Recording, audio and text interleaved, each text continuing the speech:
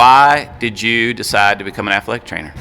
I actually was recently asked this for an athletic training month thing, and I actually said that I didn't choose athletic training actually chose me. So I grew up playing sports, grew up in athletics, and just decided that I wanted to look for some type of pathway to keep me connected to that. So at the time, I went through, did undergraduate degree in athletic training and became a certified athletic trainer, and then went on to graduate school and kind of specialized in athletic training, and now the degree has actually moved from a bachelor's degree to now a master's degree that's required for it. So I think it's impacted with a responsibility that is kind of removed from coaches nowadays. As Coach Byrne and I, when we started, there was that kind of fell on us as well, whether we were taping, checking out an injury if it occurred during practice or a game.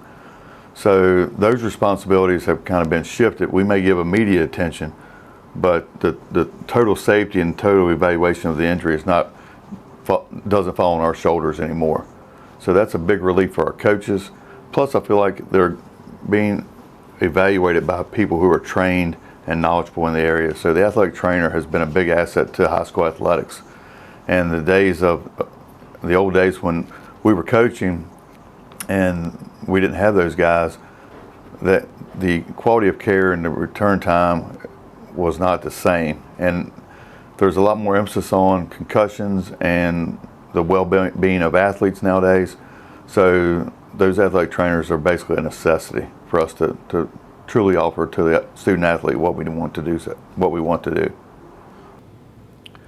Another really interesting aspect with Dan is the way he has connections with the colleges and has college students come in and work with him throughout a semester.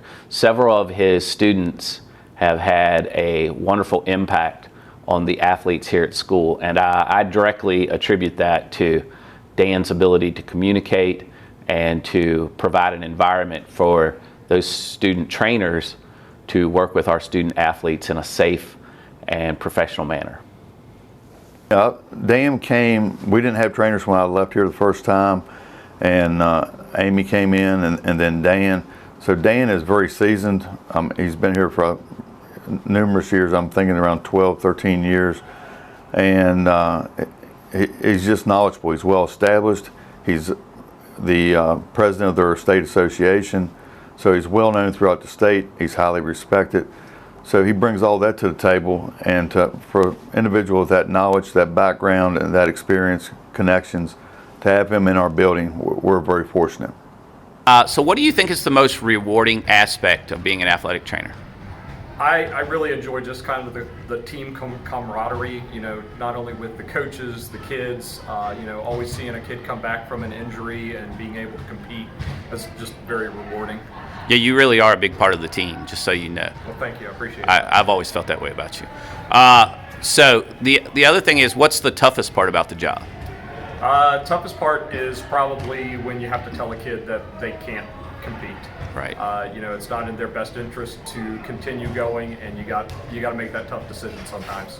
Okay, my last question is, now you've moved into leadership level with the NATA and all that other good stuff, and the Virginia Athletic Trainers Association, right? So just tell us a little bit about what you do with that. When I started out in Virginia, I started out getting involved with the Virginia Athletic Trainers Association, and just kind of started out at the committee level. And at this point, in January, I took over as president of the Virginia Athletic Trainers Association. It's a 2-year position, and I'm looking forward to doing some big things with that.